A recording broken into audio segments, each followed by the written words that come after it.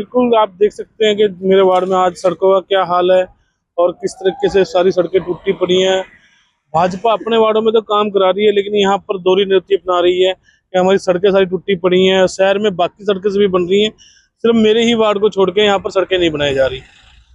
और दूसरा, इन्होंने 3-4 बार डेट दी जो हमारी डंपिंग ग्राउंड को लेके, उसमें भी कहीं ना कहीं दोहरा रवैया अपनाया गया। मैडम हरप्रीत कौर बाबला जी कहते कि मैं अपने समय में साफ कर दूंगी, तो यहाँ से ही उनकी नीयत का साफ पता चलता है कि ये आगे से आगे डेडलाइन दिए जा रहे हैं लेकिन काम नहीं कर रहे हैं। बिल्कुल, मैंने अपने समय में भी ये बात उठाई थी जब मैं एज अ मेयर था कि डंपिंग ग्राउंड को यहाँ से शिफ्ट किया जाना चाहिए, क्योंकि मेरे तो खुद घर यहाँ पर सबसे नज़दीक है डंपिंग ग्राउंड के। और मेरे पिताजी की डेथ भी कहीं ना कहीं यही कारण रहा कि उन्हें सांस की प्रॉब्लम हुई।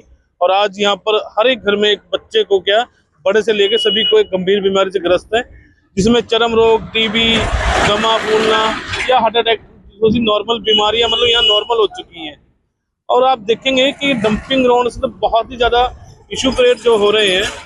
अब मैं बता नहीं सकता कि आप यहाँ पर कभी इन्होंने मेडिकल कैंप के लिए नहीं आयोजन किया, तो यदि यहाँ पर मेडिकल कैंप लगाया जाए जिससे कि यहाँ के लोगों को अवेयर किया जाए और उनकी बीमारियों का हमें पता लगे। पर बड़े से बड़े अधिकारी आए हैं, सबने वादे सबने किए थे, परंतु ऐसा कुछ भी ग्राउंड लेवल पे नहीं हुआ। हमारे माननीय गवर्नर साहब ने भी आए थे, उन्होंने भी प्रयास किया, उन्हें ऑफिसरों को भी बोला, दिशा निर्देश भी दिए गए गवर्नर साहब की तरफ से भी इसे जल्दी जल्दी खत्म किया जाए, परंतु ऐसा हुआ नहीं। क्योंकि जो ग्राउंड लेवल पे जो काम करते हैं या तो कहीं ना कहीं उनकी कमियां हैं या ऑफिसर नहीं चाहते कि यहाँ पर ये डंपिंग ग्राउंड खत्म होना चाहिए। ये कहीं ना कहीं भाजपा की जो राजनीतिक साजिश है उसके तहत ये सड़कें नहीं बनाई गई।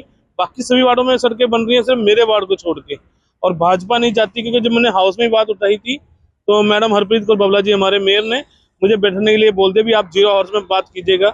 मैडम मैं पूछना चाहता हूँ कि जीरो हॉर्स आपने किया कब है लास्ट टाइम? आज तक तो जीरो हॉर्स हुआ ही नहीं। जब भी कोई बात रखते हैं, जब भी आप कहते हैं जीरो हॉर्स में बात कीजिएगा, परंतु मैं उस टाइम भी एक बात कहता, मैडम मेरे यहाँ की सड़कों का बहुत बुरा हाल है, सबसे वेरी पुअर सड़कें हमारे यहाँ की हैं। और रोज आए दिन इन सड़कों के कारण बहुत ज़्यादा एक्सीडेंट हो रहे हैं। एक्सीडेंट के कारण कई बच्चों को चोटें भी बहुत ज़्यादा लगी हैं और व्हीकल भी लोगों के बहुत ज़्यादा खराब हो रहे हैं।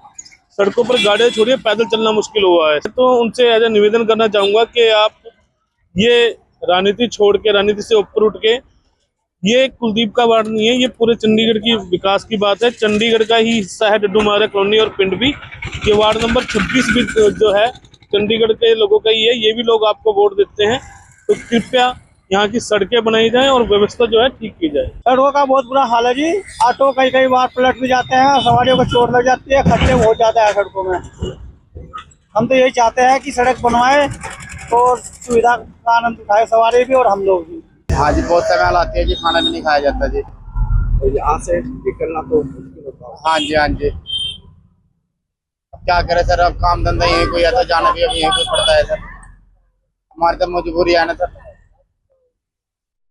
अब ये इधर पास में काम है, इधर से जाते हैं, इधर कोई आते हैं। बहुत बुरा हाल है सर जी। कई बार तो ऑटो स्लिप हो जाते हैं, गंदी बदबू आती है, रोड खराब है, खड्डे हैं, बैरिंग टूटते हैं हर दूसरे तीसरे दिन। अब इतने पैसे बताओ बैरिंग टूटवाने के लिए कहाँ से लेके आए? 1000 रुपये का बैरिंग पड़ता है सर। रोड की वजह से टूटते हैं बैरिंग और क्या है टूटते हैं ऐसे। बड़ा बुरा हाल है। डेली जाना पड़ता है यहाँ। हाँ जी, कितना बुरा हाल है बुरा हाल। बारिश के दिनों में तो और खराब हो जाते हैं रोड। आए दिन एक्सीडेंट वगैरह होते रहते हैं यहाँ पे। सड़कों का भी बुरा हाल है।